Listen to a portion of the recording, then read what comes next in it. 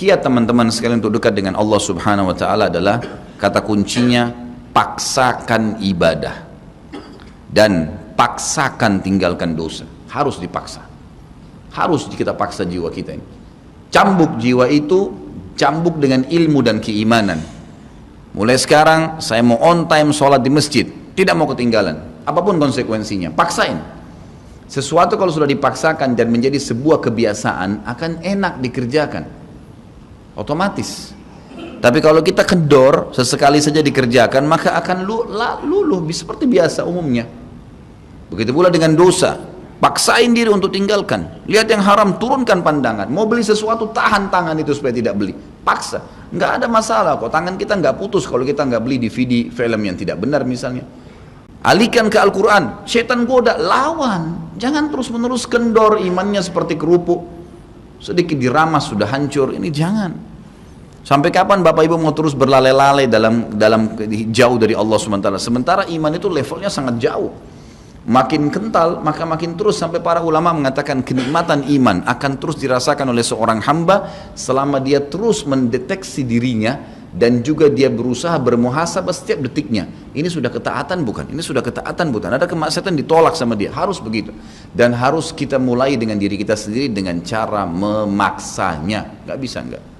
Kita kalau nggak paksa nggak mungkin. Harus Bapak Ibu sekalian.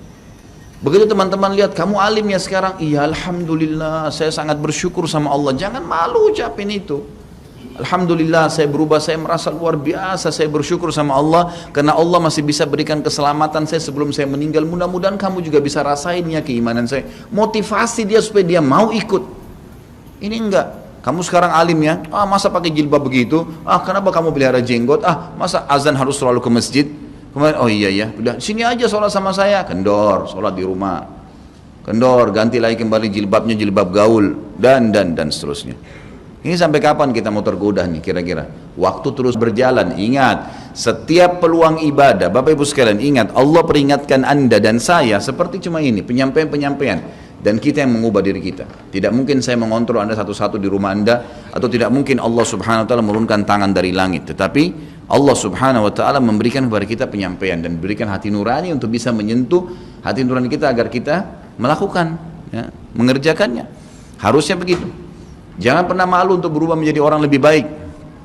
Yang malu itu kalau kita menjadi orang lebih buruk. Ingat, peluang-peluang ibadah yang Anda sudah sia-siakan, wallahi Bapak Ibu sekalian, demi Allah Anda akan sesali nanti. Di hari kiamat nyesal, ya Allah, kenapa dulu saya nggak puasa Senin itu ya? Nyesal, ya Allah, kenapa dulu saya nggak sholat tahiyat masjid ya? Saya malah duduk di depan masjid cuma ngobrol-ngobrol. Ya Allah, kenapa dulu saya nggak maksimal bacanya cuma surah pendek ya? Kenapa nggak surah panjang ya? Ini ibadah saja bisa kita sesalin, apalagi kalau dosa, malah lebih parah itu. Menyesalnya luar biasa, tapi nggak ada gunanya. Peluang-peluang ibadah yang Anda sudah sia-siakan tidak akan pernah bisa diperbaiki. Nggak bisa.